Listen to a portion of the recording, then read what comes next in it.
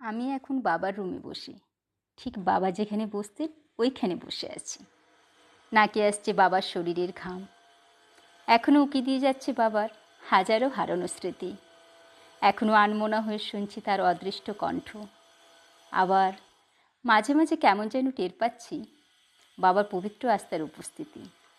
হ্যাঁ, এই তো বাবা, এই তো তার চাদর গামছা, এই তো অবহেলায় পড়ে থাকা বাবার সেই প্রিয় চশমাটি। এসব যেন তাকে না পাওয়ার বেদনায় নিস্তব্ধ হয়ে আছি। চারপাশের দেয়ালগুলো বাবাকে না পেয়ে ব্যথা দুদৃষ্টিতে চেয়ে আছে আমার দিকে। ওরা কি যেন বলতে চায়, কিন্তু কিন্তু আমার মতো বোধহয় অধিক কষ্টে ওদেরও বলার ভাষা হারিয়ে গেছে। আমি জানি কষ্ট আর কষ্ট একসাথে হলে কখনো কখনো মুখের ভাষা হারিয়ে যায়। পূর্ব পাশের হ্যাঙ্গারে ঝুলছে বাবার আতময়লা একটা পাঞ্জাবি।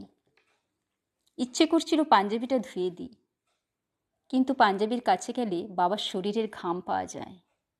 ঘামটা হারিয়ে যাবে বলে পাঞ্জাবিটা ধুতে আর ইচ্ছে হয় না। রুমের এক কোণার বাবার ভাঁজ করা লুঙ্গিটা একাকিত্বের যন্ত্রণায় নিথর হয়ে আছে। একাকিত্বের যন্ত্রণা যে কত নির্মম তা এখন ভালোভাবেই বুঝতে পারি। বাবার মাথার বালিশটা যেন কেমন দুমড়ে মুচড়ে গেছে, হয়তো হারানোর শোকে তাকেও ক্ষতবিক্ষত করে দিয়েছে। রাতের গভীরে বাবাকে না পাওয়ার বেদনায় বালিশটা নীরবে আমার মতো কাঁদে কিনা কে জানে। ছোট টেবিলের ওপর বাবার মোটা চশমাটা অযত্নে থেকে থেকে ধুলোর সাথে বন্ধুত্ব করেছে। একবার চেয়েছি ওর শরীর থেকে ধুলোটা মুছে দিই, কিন্তু বাবার ছোঁয়ার ওপর নতুন করে ছুঁতে আর ইচ্ছে হয় না। উত্তর পাশের জানলাটা বাবা লাগিয়ে দিয়েছিলেন। সেদিন প্রচণ্ড গরম, জানলা খুলতে গিয়েও ফিরে এসেছি।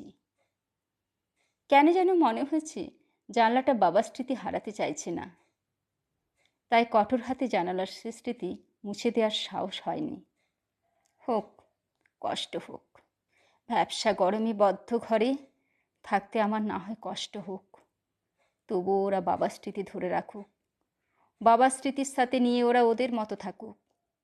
আমি নিজের সুখের জন্য ওদের স্মৃতি মুছে দিতে পারবো না। বাবার ভাঁজ করা লুঙ্গি পাঞ্জাবি, বালিশ মোটা ফ্রেমের চশমা আর রুমালের সাথে বাবা বেঁচে থাকুক অনন্তকাল অনন্তকাল। আমি না হয় মাঝে মাঝে ওদের থেকেই খোঁজ নেব আমার প্রিয় বাবাটাকে।